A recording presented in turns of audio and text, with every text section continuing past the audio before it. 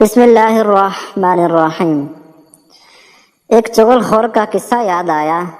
ایک شخص نے بازار میں دیکھا کہ ایک شخص اپنا غلام بیچ رہا ہے اور یہ آواز لگا رہا ہے کہ بہت اچھا غلام ہے، اس کے علاوہ کوئی عیب نہیں، کہ بس یہ کبھی کبھی چغلی کھاتا ہے۔ کسی شخص نے یہ آواز سنی اور سوچا یہ تو کوئی عیب نہیں اور چغلی کھانا تو عام سی بات ہے، اس میں کیا خرابی ہے، اس غلام کو خرید لینا چاہیے۔ چنانچہ اس نے سودا کر کے وہ غلام خرید لیا اور اپنے گھر لے آیا۔ کچھ عرصہ تک تو وہ ٹھیک کام کرتا رہا۔ اس کے بعد اس نے اپنا رنگ دکھانا شروع کیا، کیونکہ وہ چغل خوری کے اندر ماہر تھا، اس لیے اس نے چوری کا اپنا کرتب دکھلایا اور سب سے پہلے وہ اپنی مالکہ کے پاس گیا اور اس سے جا کر کہا کہ آپ کے شوہر جو میرے آقا ہیں وہ کسی عورت سے تعلق رکھتے ہیں اور اس کے پاس آتے جاتے ہیں، اور عن قریب تجھے چھوڑ کر اس سے شادی کر لیں گے، اور میں تیری خیر خواہی کے لیے تجھے بتا رہا ہوں، کسی اور کو مت بتانا یہ باتیں سن کر وہ عورت گھبرائی اور پریشان ہوئی۔ پھر اس کا غلام بولا کہ اس پریشانی کا حل میرے پاس ہے، مجھے ایک ترکیب آئی ہے کہ تم اس پر عمل کرو۔ وہ یہ کہ جب تمہارے شوہر سو جائیں تو اس کی داڑھی کے بال اس طرح سے کاٹ لینا، پھر دیکھنا کیا ہوتا ہے، پھر وہ ہمیشہ تمہارے ہو کر رہیں گے، کبھی دوسری عورت کی طرف نظر نہیں اٹھائیں گے۔ وہ عورت کہنے لگی، یہ کیا مشکل کام ہے، یہ تو میں آج ہی کر لوں گی،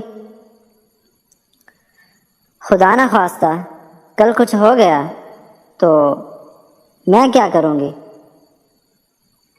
اب غلام آقا کے پاس آیا اور اسے کہا کہ تمہاری بیوی کے دوسرے مردوں کے ساتھ ناجائز تعلقات ہیں اور وہ عن قریب تم کو ذبح کر کے دوسرے مرد سے شادی کر لے گی۔ اس نے تہیہ کر لیا ہے کہ آج رات وہ تم کو ذبح کر دے گی، تم آج رات جھوٹ موٹ سو کر دکھانا، اور جب تمہاری بیوی اس طرح لے کر آئے، تمہیں ذبح کرنے آئے تو اس کو پکڑ لینا۔ اب وہ بھی انتظار کرنے لگی کہ خاوند کو نیند آئے تو میں اپنا کام کروں۔ خاوند کو نیند کہاں آتی تھی، وہ مصنوعی خراٹے لینے لگا۔ بیوی کو یقین آ گیا کہ میاں صاحب کو نیند آ گئی اور استرا لے کر پہنچی۔ ابھی ہلکا سا استرا گلے پر رکھا ہی تھا کہ شوہر نے فوراً آنکھ کھول دی۔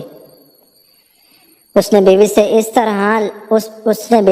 طرح لے کر اس کو ذبح کر دیا، اور اس طرح جب دونوں طرف کے لوگوں کو پتہ چلا تو اس طرح کی کئی لاشیں گر گئی۔ معلوم ہوا کہ چغلی بڑی تباہ کن اور بربادی کا باعث ہے۔